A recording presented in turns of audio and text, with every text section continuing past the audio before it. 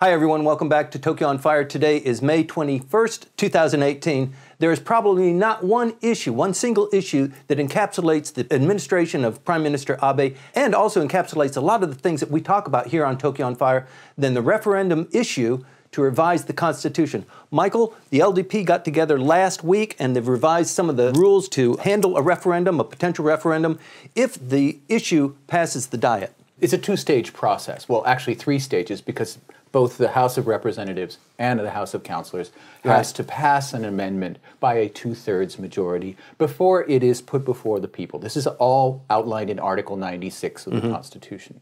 And indeed, Mr. Abe came into office promising both his supporters but also the nation at large that he was going to make changes that were going to make it possible to amend the Constitution. And isn't that, in fact, one of the keystone issues of the LDP? It is one of the founding issues of the LDP itself. We're going to change the Constitution. It's in the not our founding Constitution. document of the party, 1955. Right. And now, through various maneuvers that he has done, he's putting together the pieces that make it possible to get to an amendment. Right.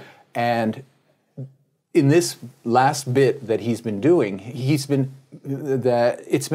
a reform of the law that he himself pushed forward and saw passed during his first administration, which was at that time to just establish a referendum, because no such procedure existed. It existed only theoretically inside the Constitution in Article 96, but there were no rules about it. Right. And at that time, the coalition government of the Kobe Eto and the Abe administration put together a package and passed a law that would even allow Article 96 to work. Now, this new set of reforms, a lot of people say they're really minor, but they matter to a certain constituencies. What it is going to say is we're going to expand the ability of people to vote. The voter ability. Yeah, well, to expand the number of people who can vote in this referendum, because there were areas that, because of the electoral laws of Japan,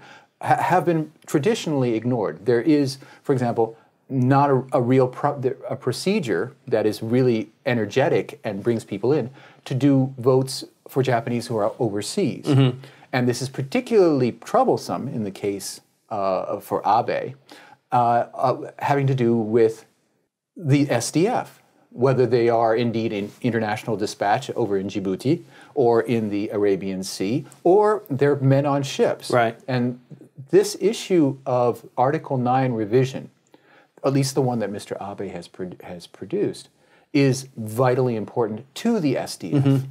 And so, yeah, for them, it's really meaningful. Well, it impacts their existence. Well, that's what they say. The fact that the LDP and even the DPJ governments and the government the small interim government that existed in '93 have all said that the SDF are constitutional. Right.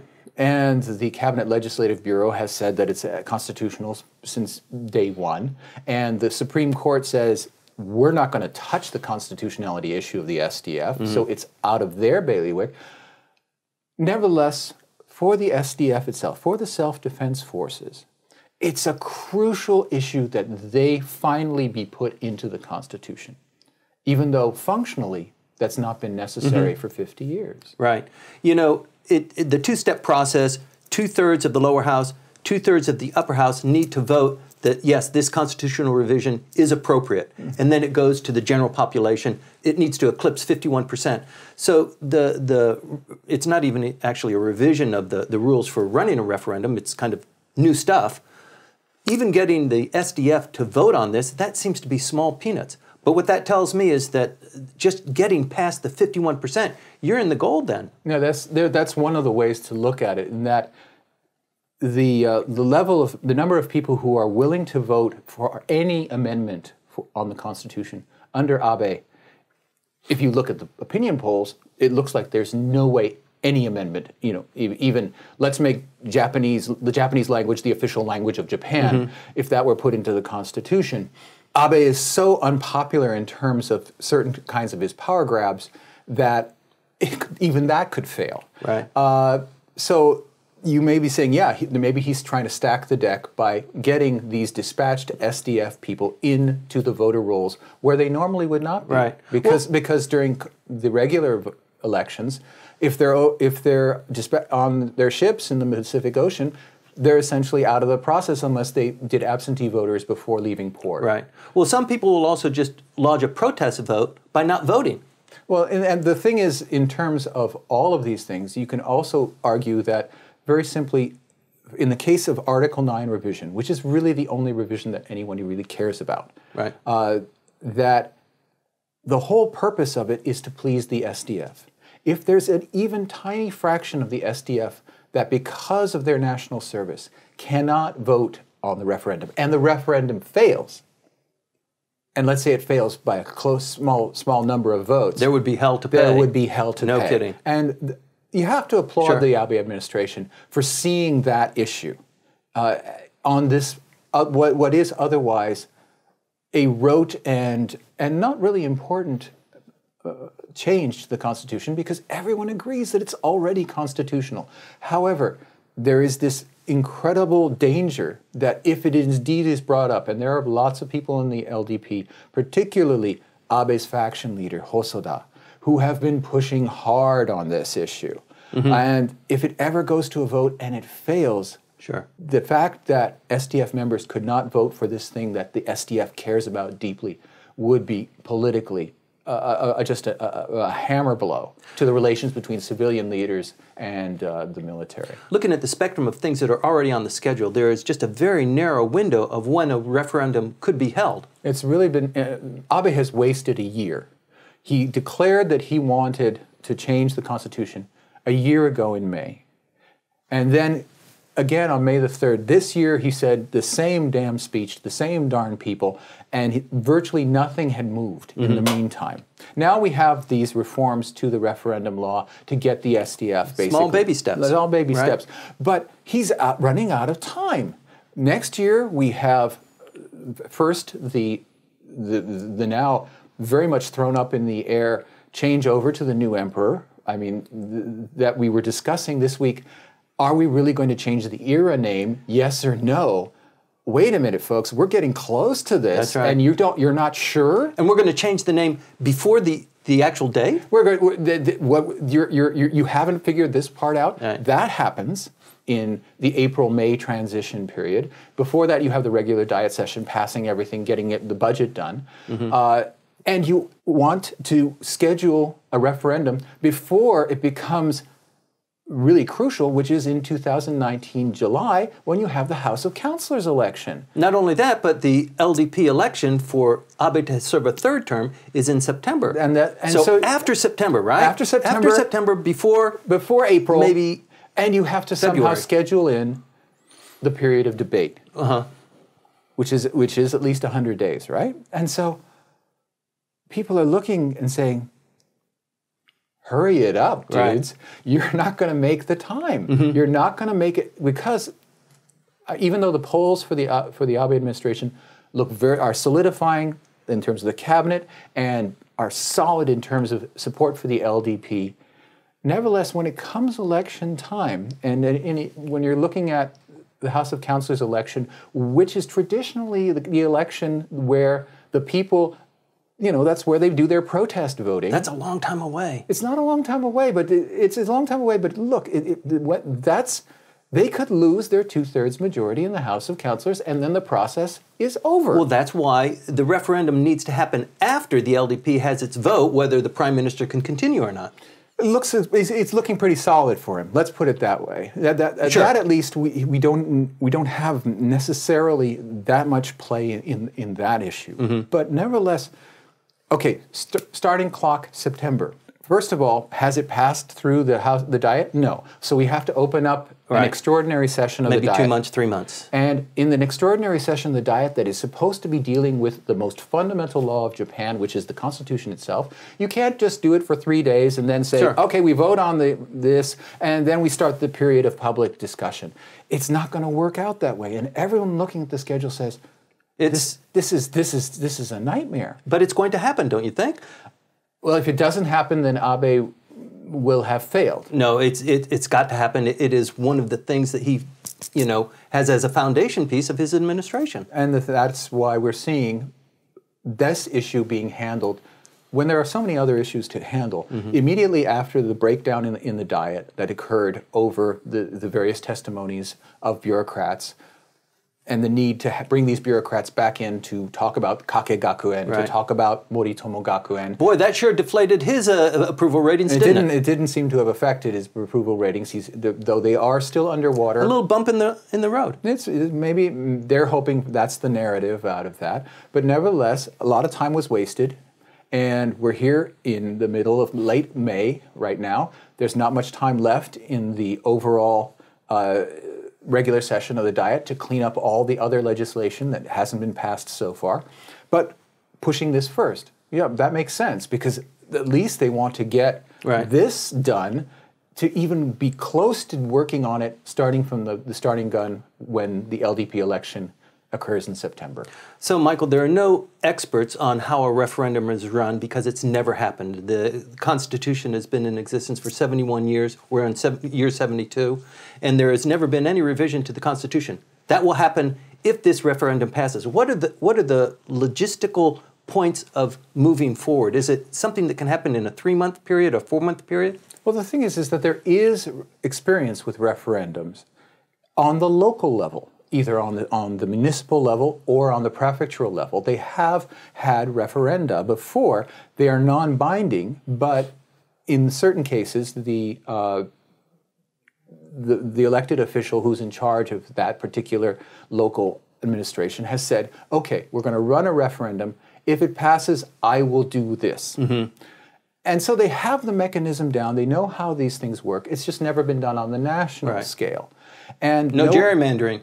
There's no gerrymandering because the entire country is a single electoral district. There's no gerrymandering possible. However, yeah, there could be hiccups. There could be issues in terms of how do we run it. And that's one of the reasons why they're doing this very special legislation. Okay, but there are a couple of issues that are in the pipeline right now that the Prime Minister could get a tremendous wind in his sail that would allow him not only to pass through the LDP stamp of certification, but also to launch the revision of the Constitution. He's meeting with Putin later this week in St. Petersburg. We've got the North Korean issue and perhaps some treatment of the abductees. If he won on both of those or either one of those, that would be a pretty big issue. It might help him in terms of both his election, his re-election as president of the LDP, and thus his continuing on as prime minister. And yeah, it could provide some momentum to a referendum.